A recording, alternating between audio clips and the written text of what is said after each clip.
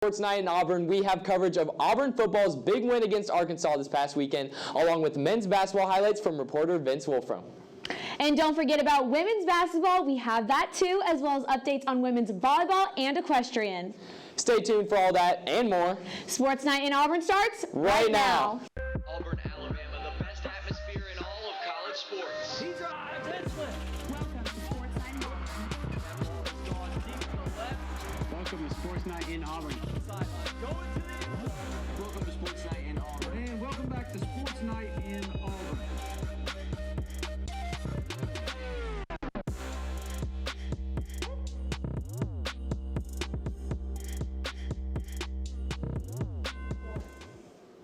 Welcome to Sports Night in Auburn. I'm Jack Corbett. And I'm Valerie Heffernan. We are winding down over here as Thanksgiving break is slowly approaching. I know I'm ready. Jack, are you? I'm so ready. Friday marks 100 days since I've been home last. Really? Yeah. Well, I know you're excited then. Yeah, 3 dogs and a cat. Can't wait to see them. Okay, I have a hot topic question for you. Are you ready? I hope so. Least favorite Thanksgiving food? I'm going to get some hate for this one, but I don't like stuffing. Really? I don't like stuffing. I would take mashed potatoes over stuffing any day of the week. Would you take cranberry sauce over stuffing? No, but that's not a food. That's a dressing. You disagree? I feel like it's a food group. Cranberry sauce? Yeah. No. Okay, well, I don't know. agree to disagree What about on you? that. What about you? I think mine's more controversial than yours because my least favorite Thanksgiving food is turkey. Yeah, I think so. That might be me. All right, see? Yeah. This past weekend, the final score between Auburn and Arkansas was 48-10, with Auburn taking home the win. Reporter Connor King was there in action at the game and is sharing some of the prominent highlights of the game. Over to you, Connor. The Tigers were cooking bacon in Fayetteville on Saturday. Auburn made the road trip to take on Arkansas, an SEC West play looking to clinch bowl eligibility. To open up the game, the offense stormed down the field and Peyton Thorne muscled his way in for a touchdown. He made it look way too easy.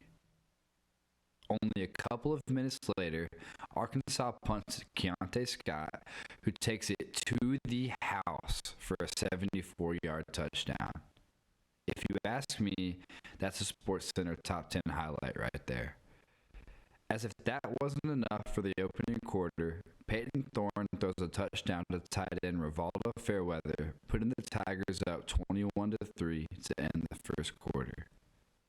The second quarter was a complete defensive masterpiece, holding the Razorbacks from getting in the end zone once again. Kicker Alex McPherson put 2 field goals through the net, which actually broke the Auburn record for consecutive made field goals with 17. That pushed Auburn's lead to 27-3 at the half. The Razorbacks were having lots of fun on the sideline, but it looks like they weren't having any fun on the field. The Tigers did not back down in the second half, as Peyton Thorne threw a bullet to Javarius Johnson for a touchdown. A few moments later, Caleb Wooden recovers a fumble and takes it all the way back to the 10-yard line. That right there is a big-time play for a big-time player. What a beast. Shout out Seawood. Peyton Thorne then threw another touchdown to Rivaldo Fairweather seconds after the fumble recovery. Late in the third quarter, Brian Petit brings in one more touchdown to close out Auburn's outstanding offensive showing. Quarterbacks Robbie Ashford and Holden Gurnier both took snaps in the fourth quarter to close out Auburn's beatdown over Arkansas. The final score of the game was 48-10. Here's what Coach Freeze had to say about the W. From Razorback Stadium, I'm Connor King, Eagle Eye TV. The Tigers will be competing against New Mexico State at home on Saturday, and on November 25th is the Iron Bowl, which will be at Jordan-Hare against Alabama. After the Tigers' third consecutive SEC win, Auburn is now officially bowl eligible in year 1 under Hugh Freeze. In other news, there are some notable players who deserve recognition for their exceptional efforts on and off the field. Alec McPherson was one of the 20 semifinalists for the Lou Groza Collegiate Place Kicker Award. This award goes to the top place kicker in all of college football and is a huge honor. McPherson is currently 35 for 35 on the season and 44 for 44 in his entire career, ranking number 1 in the whole country with a 100% completion rate. Daniel Carlson even broke a record of most consecutive field goals as he made 17 straight. Jalen McLeod is now the first Auburn Tiger to record 3 sacks in a game since Derek Hall in the 2021 Iron Bowl. McLeod has also been named the SEC Defensive Player of the Week as well as National Defensive Player of the Week, according to PFF. And last but not least, Keontae Scott made SEC Special Teams Player of the Week. Congratulations to all those Tigers. The boys of Strictly Auburn will be previewing both football and basketball. Here's Jake Lazarus, Connor King, and Eli Lingo. Take it away, fellas. War Eagle guys, we got Strictly Auburn on Sports Night in Auburn. I'm Jake Lazarus with Connor King. Our Auburn Tigers are heading to the Legends Classic in the Barclays Center in Brooklyn, New York. Our Tigers will take on Notre Dame in Game 1 on Thursday night, and then the winner or loser of St. Bonaventure and Oklahoma State. Connor, our guys are 1-1 to start the season. How are we feeling heading into the Legends Classic this week? So far, so good. Tough loss to Baylor to start the season, but I think it's a great way to open up the year. And then obviously easy win against Southeastern Louisiana, find our bearings, open up our home play. But going into Legends Classic, I think we have a great chance of winning. I think both games are winnable. The biggest test will easily be Notre Dame. They're a mid-level ACC team, and they look good, but we're a much better team on paper. So if we can get past Notre Dame, I think the second game against Oklahoma State or St. Bonaventure will be a breeze. I'm excited. I'm going to be there as a reporter for Eagle Eye TV, so I'll be in venue. As you know, I'm a hometown New Yorker. I'm pumped for our Tigers to finally make the trip up to the Big Apple. I think Janai Broome is going to play another big role. Aiden Holloway is legit. He is who we think he's going to be, and Denver Jones is key and paramount to success for Bruce Pearl and his squad. How about Auburn football? I know you were at Arkansas this past weekend covering the game. This weekend, the Auburn will return home for the last 2 games of their season. This week will be New Mexico State at 3 o'clock in Jordan-Hare Stadium. And then next week, obviously, the Iron Bowl. Connor, how are we feeling heading into New Mexico State? I know you know that team pretty well. Man, I'm really happy that we're at this point in the year. Winning a game like that against Arkansas is huge. That's the biggest team win I've seen from us all year, both sides of the ball. Offensively, we look great. Peyton Thorne looked like a real quarterback leader, which I've been asking for all year. And then our defense doing their thing per usual. Everybody's stepping up, giving 11, 12, 13, 14 guys being involved. So, yeah, we look great. I think this is a huge moment for Auburn football. But second off, New Mexico State is not a bad team. I'm not saying that we're going to lose to them by any means, but they're really good. They're 8-3. They're going to be contending for a Conference USA championship as well. They have a great quarterback in Diego Pava, great head coach in Jerry Krill. They're really good, and the line is telling because of that. So can't sleep, can't be preparing for Alabama too much. Got to prepare for New Mexico State. Beat the Aggies this week. I hope you're right. I mean, Auburn has won 3 straight SEC tests for the first time since 2017. Back in 2017, they won 5 straight games to close out that season, including an Iron Bowl win. Let's hope that continues into next week. War Eagle, back to you guys in the studio. It should be a good weekend of play up in New York. I'm excited to watch a fan favorite, good friend of mine, Dylan Cardwell. He always brings the energy, so good luck to the Tigers up there. Make sure to check out their Strictly Auburn podcast on Eagle Eye's YouTube channel. In other football news, here is reporter Keegan Miller with his college football hot topics and predictions of the week. Howdy, I'm Keegan Miller, and a lot happened last week that we'll cover, but we'll also look ahead to this coming weekend. Now, this coming weekend is a calm before the storm type weekend. That storm being rivalry week. That's right, it's almost here. Kind of sad because that means the season's almost over, but we still have plenty of bowl games and conference championship games to look forward to after rivalry week. Let's start with the big news in the air. Texas A&M has decided to part ways with head coach Jimbo Fisher. A&M will have to pay his buyout of $77 million. Whew. However, I am excited to see who they will land next. I guess we'll find out soon. All All right, I do have a few games for y'all to look out for this weekend, starting in the SEC, where Georgia makes their way to good old Rocky Top to face the Volunteers. This game is going to go just about how you expect after the Ole Miss game last week, honestly. After losing big to Mizzou last week, I'm afraid to say that there's a very good chance Tennessee can lose big again. Georgia has proven to be on top of the SEC this year and will stay on top until December 2nd, that is. But then they have to play Alabama in the SEC Championship game in Atlanta, the only team in the conference that may be able to dethrone the Bulldogs. But before then, they take care of business this weekend in Tennessee. Now let's mosey on to the Pac-12, where after giving Washington everything they got in a run for their money, but ultimately losing, Utah takes on Arizona. I think Arizona will hold their own through the first quarter and a half, but then it goes all Utah. I like what I've been seeing with their offense. It's been really fun to watch this year. Finally, and what I think will be the closest matchup this weekend is Washington and Oregon State going at it. I went back and forth with this one in my head for a while. I like State's rushing game. I obviously love Michael Penix. But I think I'm going to have to take Washington to stay undefeated this weekend as Michael Penix continues to scratch for the Heisman Trophy at the end of the year. Well, that's all I got. I know it's a short one. I know y'all miss me, but I'm back, and I'll be back next week, too, to cover Rivalry Week, which I'm super excited for, but have fun watching the games this weekend to get ready for next weekend to see what could happen in the college football playoff scenario. We could have absolute chaos. Thank y'all. I sure know I'm jealous of Jimbo Fisher. $8 million a year to sit at home. What would you do with $8 million a year?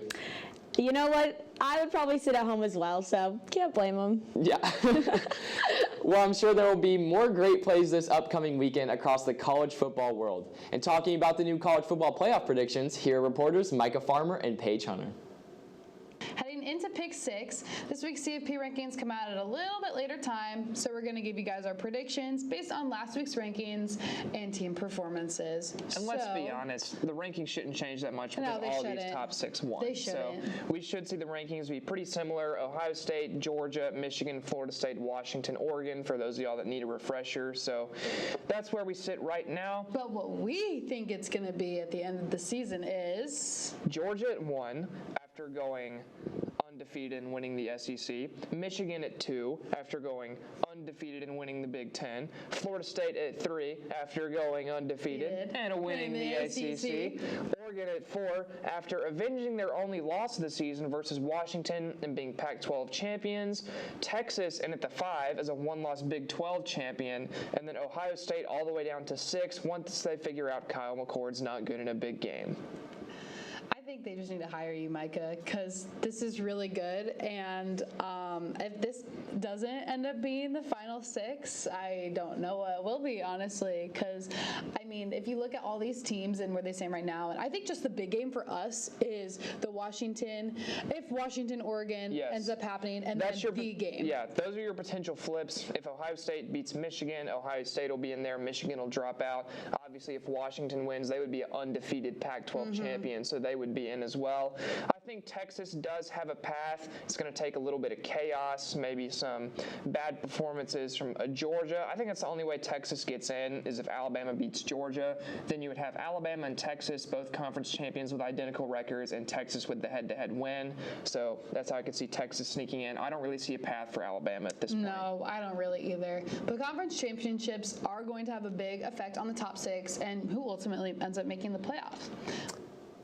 When we come back, we have your weekly weather update. But before we go, Jack, do you know what time it is? It's got to be trivia time. You're right, it is. What year did Auburn become Auburn University? A, 1960, B, 1892, C, 1975, or D, 1900? If you know the answer, tweet us at EETV_sports. We'll let you know if you're right after this short break. You're watching Sports Night in Auburn.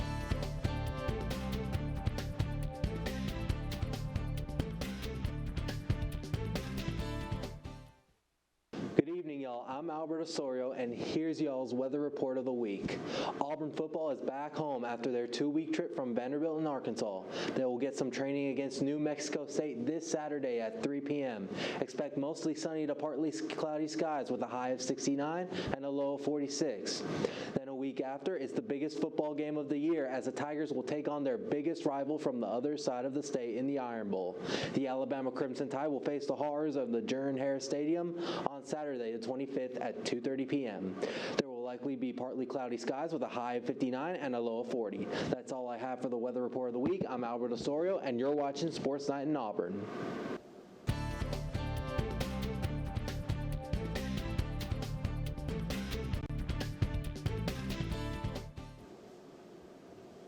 Welcome back to Sports Night in Auburn. I'm Jack Corbett. And I'm Valerie Heffernan. Thank you for that awesome report, Albert. If you guessed 1960, you are correct. The year 1960 is when Auburn officially became a university. In 1899, the name was changed to Alabama Polytechnic Institute, and finally, in 1960, the school's name was changed to Auburn University.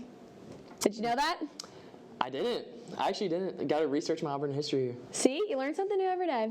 Yeah. All right. Before we dive into basketball, we have updates on former Auburn Tigers in the NFL and NBA. Here with From the Plains to the Pros is reporter Joleigh Cavanagh.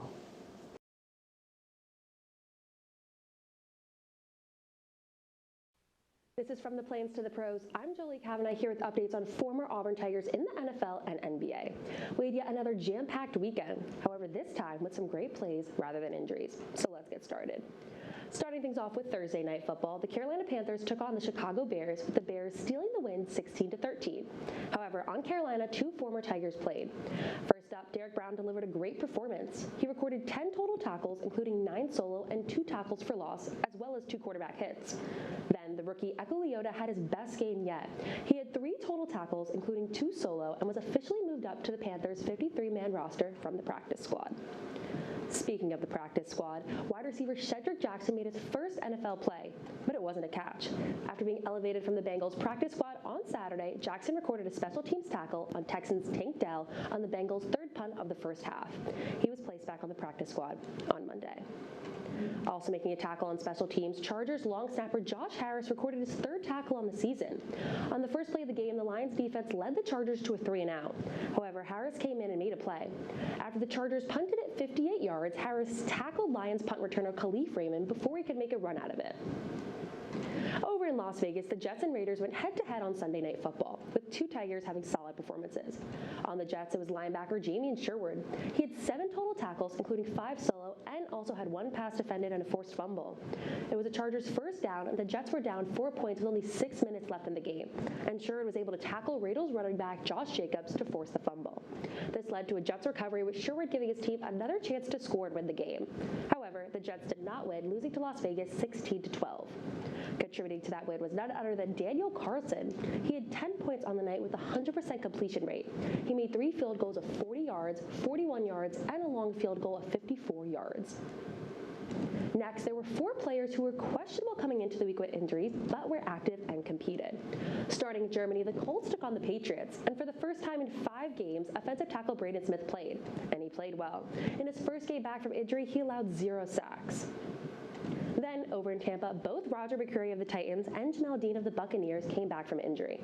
After missing 2 games with a hamstring injury, Roger McCreary was ready to compete. He had 5 total tackles, including 4 solo and 1 pass defended, as well as an interception. He was able to intercept Baker Mayfield on 3rd and 15 during Tampa's first drive of the game. He then ran for 18 yards to give Tennessee the ball back. However, McCreary's efforts were not enough as the Buccaneers got the W 20-6. This was largely due to quarterback Jamel Dean. After being in concussion protocol all week, Dean came back with a vengeance. He recorded 5 total tackles, including 1 solo and 1 stuff, as well as a pass defended. Dean was able to lock down star wide receiver DeAndre Hopkins all game, limiting him to only 3 receptions for 27 yards. Finally, over at Green Bay, safety Rudy Ford also competed after missing last week with a calf injury. Not only did he play, but he led the team in tackles with 10. Now, before we get into the injury report, there also was a new addition to Auburn in the pros. That is none other than wide receiver Anthony Schwartz. After being waived by the Browns in September, Schwartz just signed with the Miami Dolphins practice squad on Monday. Him and Tyreek are going to be fun to watch. On to the injury report. Pittsburgh Steelers nose tackle Montrevious Adams left the game early last week with an ankle injury, and he did not play this weekend as a result of that injury. And although Jamel Dean got hurt last week, it was the other half of Tampa's quarterback duo that did not play on Sunday. Carl Davis III was out because of a toe injury. Lastly, over in basketball, Isaac Okoro has been out for the Cavs' last 4 games with a knee injury and will once again not play tonight against the Trailblazers. But wait, before we end this week, I cannot go without mentioning Sharif Cooper. In his first 3 games this season for the Charge on the G League, Cooper has scored 60 points. then 25 points, then 31 points. In addition, he officially reached the 1,000-point mark and was the 12th charge player in history to do so. He also was the fastest ever in charge history, as he did so in only 45 games. League him. That wraps up this week's From the Plains to the Pros. I'm Joleigh Cavanagh. Good night, and War Eagle. Switching over to basketball news, the Tigers won against Southeastern Louisiana last Friday, 86-71 at Neville Arena. Reporter Vince Wolfram was at the game and has his highlights from it. Let's take a look. Auburn Hoops, Neville Arena. We are so back. A new season and a lot of new faces, and the newcomers came to play from the jump against Southeastern Louisiana. Denver Jones, the guard transfer from FIU, got the Tigers on the board first there, followed by Chad Baker-Mazzara sinking this mid-range jumper from the elbow and giving his defender the "yeah, you can't stop this" kind of grin. As the game continued, the newbies, they kept doing numbers. Five-star McDonald's All-American guard Aiden Holloway booked his ticket to the freshman dance with this three-pointer, nylon. Timeout SLU. Out of the break, Holloway still balling. High pick, blow by, Holloway with the easy two at the cup. Auburn extended the lead even more before the half as Baker-Mazzara, the lefty, sunk a corner three. Tigers up 11 after the first half buzzer. Second half was a little rockier for Auburn, but they maintained the lead. Denver Jones to Trey Donaldson, three ball, Treyway, bottom of the net. Auburn shot 34% from three on the night, and their offensive tempo never really wavered. Fast break, Katie Johnson, two-hand bounce pass to Cardwell for the lay-in. Tigers taking control. Jalen Williams, with the Auburn win, is now the winningest player in Auburn program history with 88 career wins. A history book kind of night for him. And to put the finishing touches on the history books for the evening, Aiden Holloway and Chad Baker-Mazzara signed off with this. Auburn 86, SLU 71. Here's Bruce Pearl on his team's performance. I'm still not happy. I'm still having to coach effort and energy. That's a problem. And I think the thing what's got to translate is how much you hate losing. And if we can't pick up our effort and our energy, our physicality of our play, block a shot, and they get the rebounds, with way too much consistency. And when I get the guys kind of focused on that, then we got a chance to be okay.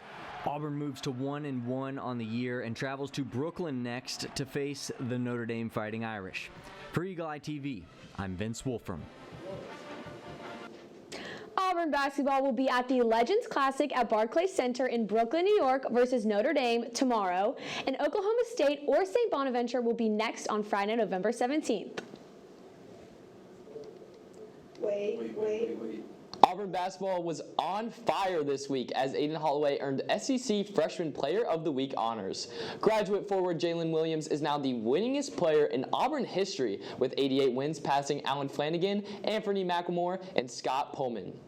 Finally, head coach Bruce Pearl is also making history, climbing up to third place for all-time wins at Auburn, surpassing Sonny Smith with 174 career wins.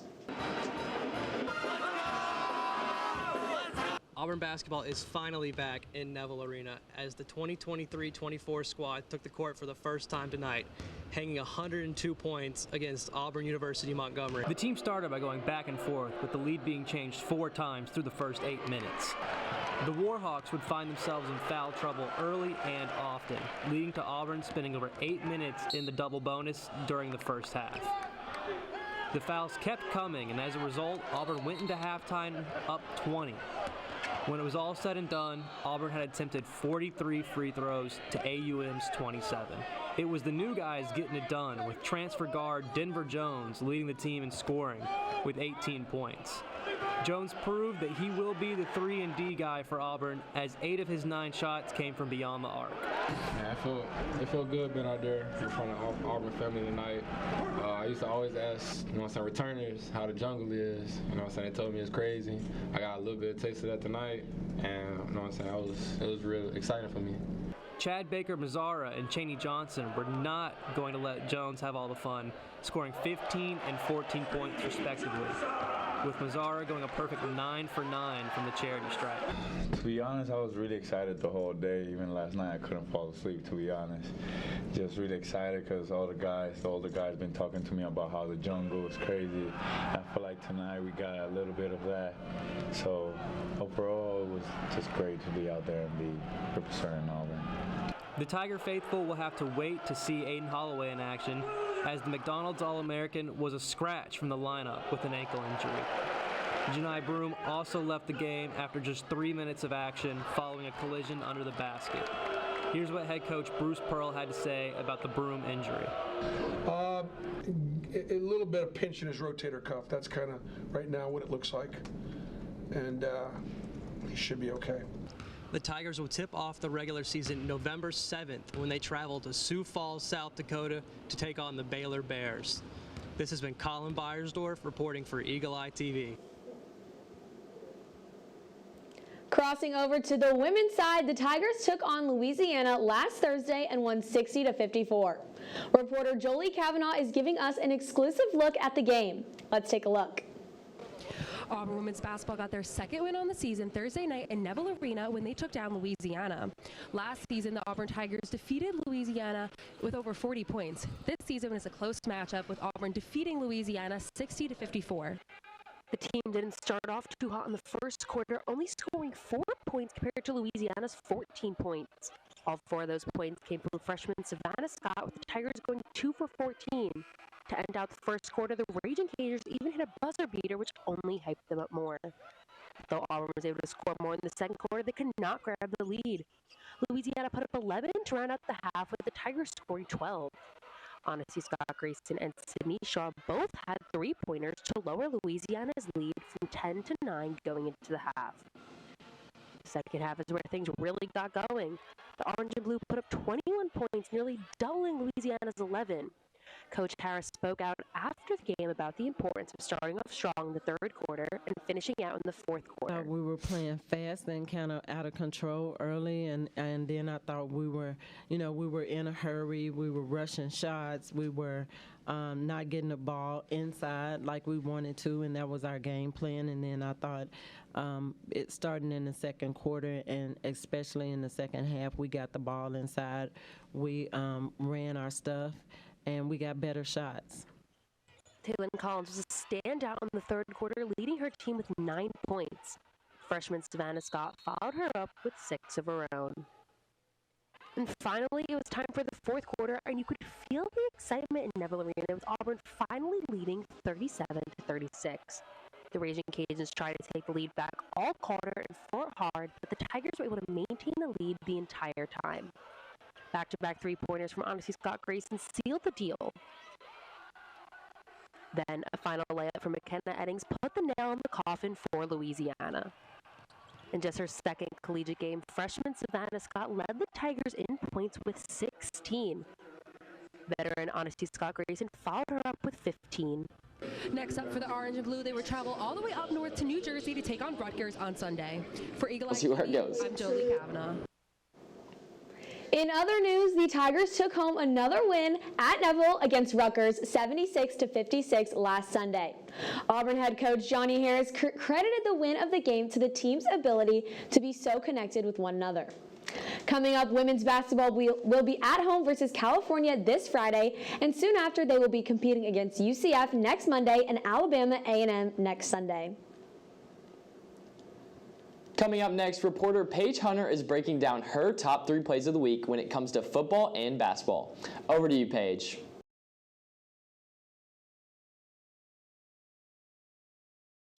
Welcome to this week's episode of Auburn Top 3, where I've got the biggest plays and best moments from your Auburn Tigers. Starting us off at number 3, it's time for some basketball highlights. The Tigers were back in Neville Arena and grabbed their first win of the season, beating Southeastern Louisiana 86-71. An incredible and one play from Katie Johnson got the Tigers fired up to start the game. Johnson makes his free throw, then turns around, steals the ball back, and hits a 3. Johnson came off the bench and ended the night with 13 points. Moving on to football, at number 2, we've got a pair of plays from quarterback and tight end duo Peyton Thorne and Rivaldo Fairweather. The first touchdown took place in the first and resulted from a quick pitch from Thorne, with Fairweather able to escape his defender and easily make his way into the end zone. The second comes in the third, where Thorne finds Fairweather waiting in the end zone for another Auburn touchdown.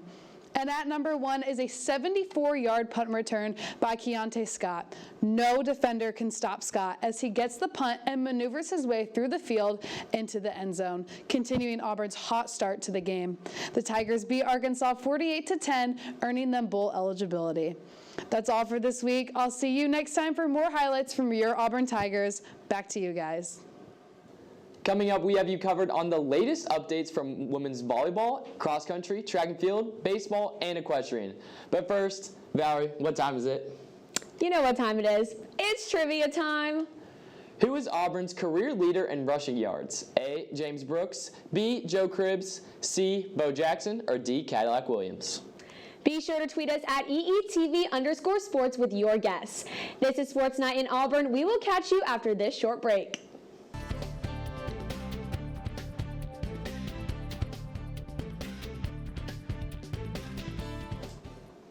Welcome back to Sports Night in Auburn. I'm Jack Corbett. And I'm Valerie Heffernan. If you thought the answer was C, Bo Jackson, you're correct. Jack, did you know that? I did. Face of Auburn football. Him and Cam Newton had to know it. Exactly. Moving on to women's volleyball, the Tigers competed against number 13 Kentucky at home last Wednesday and lost 3-0. I got a chance to cover the volleyball match last week. Let's check it out. On Wednesday night, the Auburn Volleyball Tigers took on UK in a head-to-head SEC-ranked matchup, the second ever in Neville history. Coming into this game, the Tigers were on a 4-game SEC winning streak, grabbing victories against South Carolina, Georgia, Alabama, and Texas A&M. Meanwhile, number 13 Kentucky came in on a 10-game SEC win streak of their own, determined to make Auburn number 11. Kentucky injected their blue blood status into Neville Arena, showing Tiger fans that their win streak is no joke. The Wildcats started out the first set on a 6-1 run and never allowed Auburn the chance to land back on their feet, winning 25-14 in dominant fashion. It was more of the same in the second and third sets as Kentucky handed Auburn 2 more L's and pulled out the broomsticks as they swept away the Tigers. The Wildcats took these 2 sets 25-11 and 25-14. Kentucky's dynamic duo of Reagan Rutherford and Brooklyn DeLay gave the Wildcats a huge edge in this one. Rutherford led all players with 14 kills and DeLay was not far behind with 12 of her own.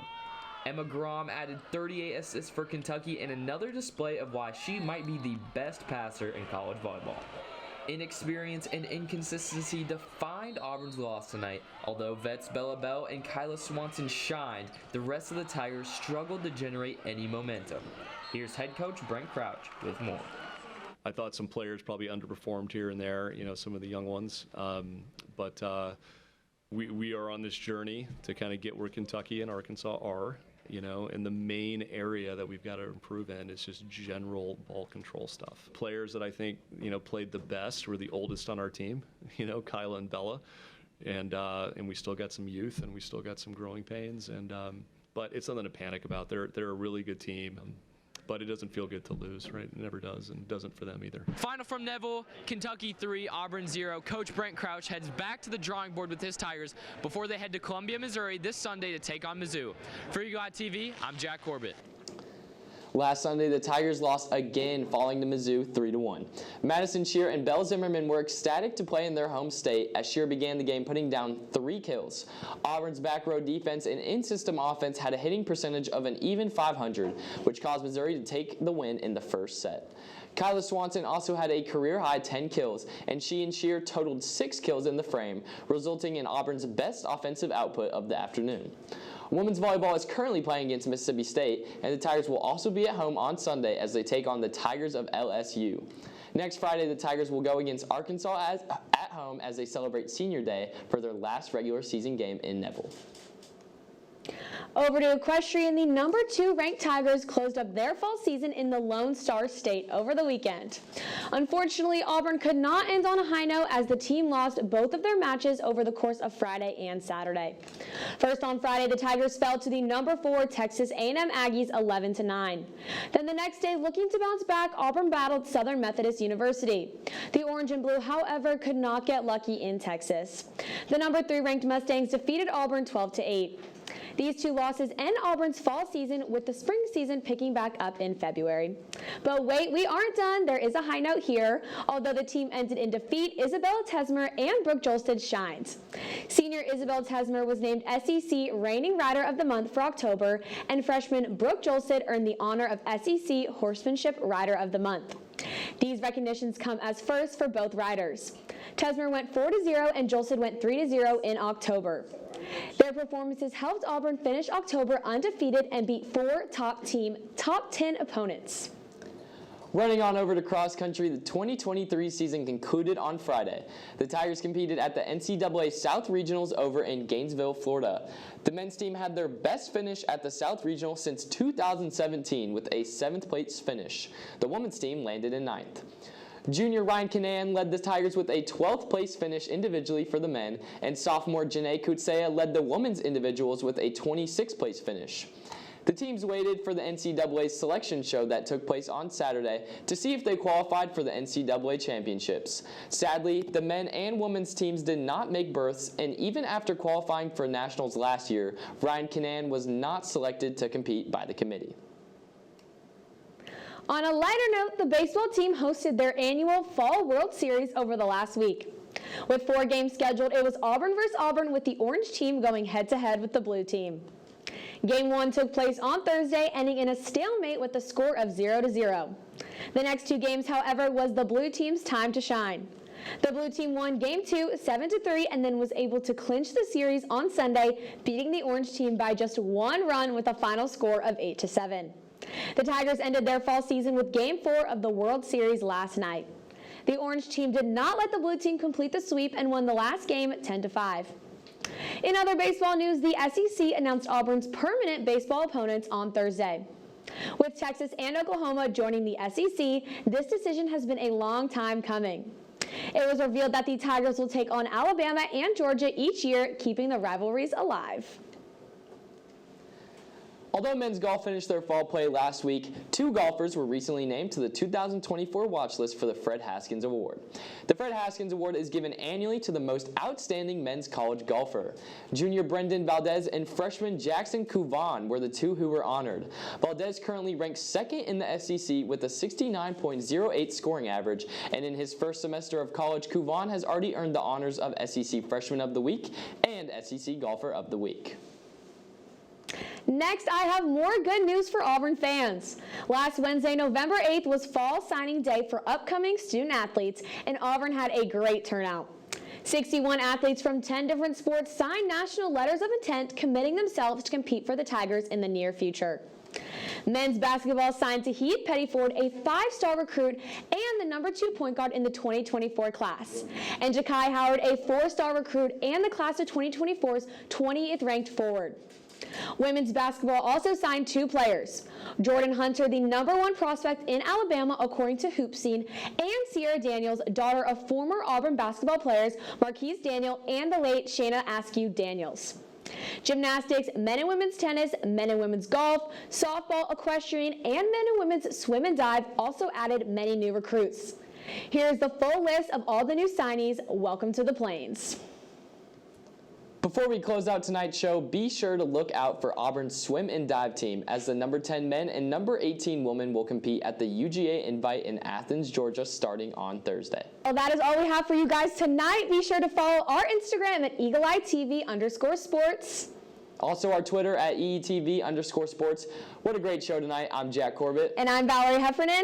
Good night. And War Eagle. War Eagle.